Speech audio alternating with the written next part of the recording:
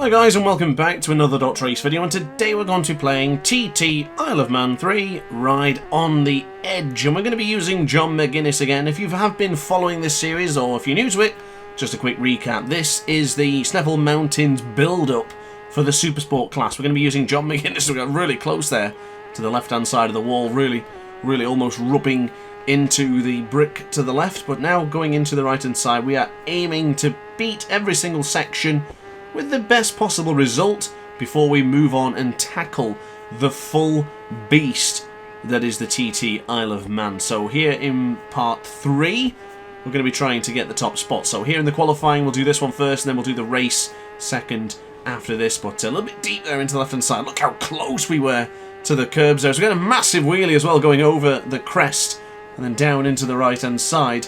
This is a very tight and twisty section, this, of course, so a lot of these moments are going to be really captured with the amount of pressure and stress when it's the full race situation. I'll probably be doing the qualifying first and then maybe recording the full TT, or I might just jump in and do the full TT after all of this build-up has concluded. Now, my biggest difficulty is I'm struggling with the feeling of the bikes because, of course, playing so much MotoGP 23 and then trying other games as well, every time I jump back into this, it feels like I'm doing a refresher, getting back used to this game, and it does feel a little bit awkward, but I'm hoping I can just continue to just keep pushing on and churning out the lap times and eventually get that rhythm back. But a beautiful jump there into the Bilbao Bridge, really nice clean landing as we were able to then bring on the power and start for the second half of this lap. Now, of course, a lot of these corners have the opportunity to go fast, but at the same time, the risk is so high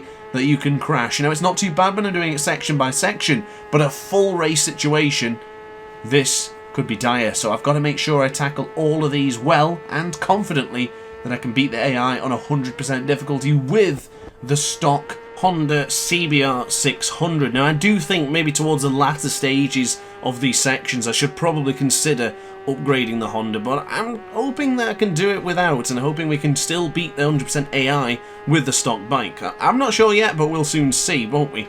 But into the final part, we're just going to move over to the left-hand side here. Do not touch the curb there, because you will gain yourself a penalty, or worst, you'll end up crashing. So past the church and across the line here, it is going to be a 2 minute 31.646, so nothing particularly impressive, and we've got to do better than that in the race situation in just a moment's time.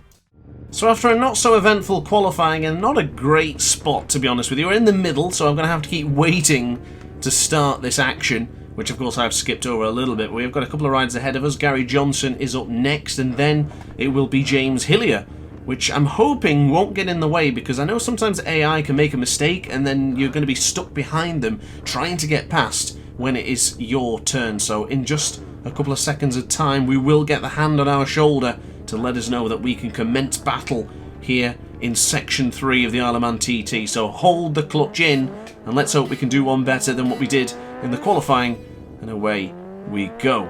So 5.57 miles to do here in Section 3. We're on the CBR 600, of course, here with John McGuinness. So into the first corner. Still going to go over to the left-hand side, then gradually bring it into the right. Don't want to be going too deep there, and I also don't want to be turning in too early upon the exit. It's a habit I've started doing since MotoGP 23.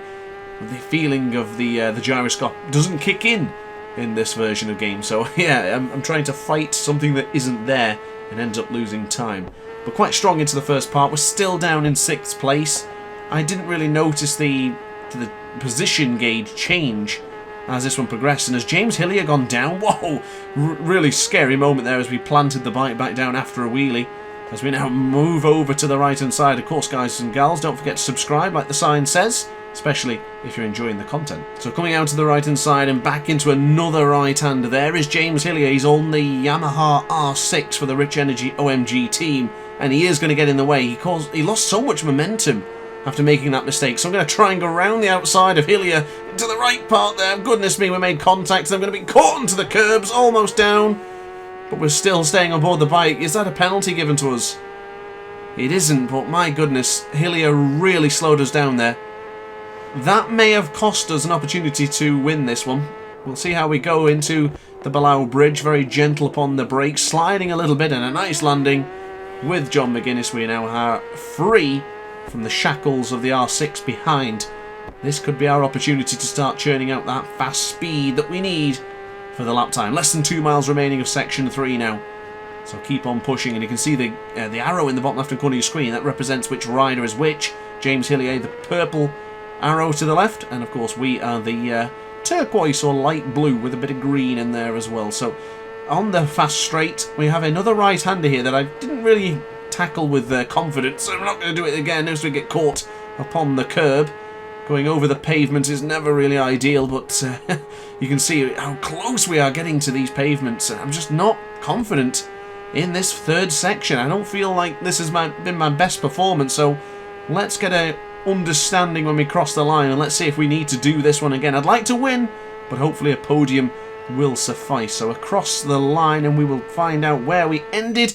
It's third place. We were given 7/10 of a second of a penalty there. I don't even know why we got that, but that has dropped us down to third. So tell you what, guys and gals, I'm not finished yet. Let's do it one more time. So let's skip forward to the hand on our shoulder straight away this time. No waiting for Hillier, Johnson and anyone else who was ahead of us. Let's just go when the lights go green, and let's dethrone our position. We finished third, which I'm pretty happy with, because of course if we finish first in the couple of first sections, so sector 1 and 2, we did finish on top. If section 3 we drop down to third, then so be it. We'll just have to make sure we work harder for the next 3 sessions, or sections shall I say, so we can finish on top. And there goes the subscribe button again, guys. Of course, if you didn't see it earlier, there it is on screen right now. You can either do what it says or you can ignore it. It's entirely up to you. But onto the straight now for the Kirkmichael. Into the left-hand side, really close to the curb once again. Getting so close to them every single time. It's so satisfying to do here in TT Isle of Man 3. Getting that close just really brings on the stress and the tension as we go over airborne again. As James Hillier made the same mistake in the second race in a row. I think he has. And again, we're going to meet him in the exact same spot. This is right where we don't want it to happen. There's one line going through here, and you need that fastest line. So if we can just pop out and get him for the change of direction, we're going to be too close here. It's almost the same spot. I'm going to try and go around the outside. I'm going to lose time. I've come off the throttle. That is again cost us. This is why qualifying is absolutely crucial. It has cost us a big amount of time there. But the biggest pointer of that long straight is the momentum going into the Blau Bridge. So what we have is a situation now that where we lose time and lose the average speed, which is going to reduce our lap time, or at least increase the lap time effectively, because of course it'd be a longer lap time. So unfortunately, that hasn't gone to our benefit. But less than 2 miles away now, James Hillier is further behind than he was in the previous session, and I do believe we are trending to be moving up to either second or first. The racer position usually changes as you progress through the race, but it doesn't seem to be changing until we get across the line. So hopefully we can stay as we are as we now go over to the right hand side. We're just tackling this one with much more confidence now. After we've done it once or twice, you get the feeling, the muscle memory kicks in, and then it's starting to make sense. So for the Sulby straight and back across into the right hander, this could be a great opportunity for us. This could be top spot. Rub your hands together, guys and girls, because this could be it.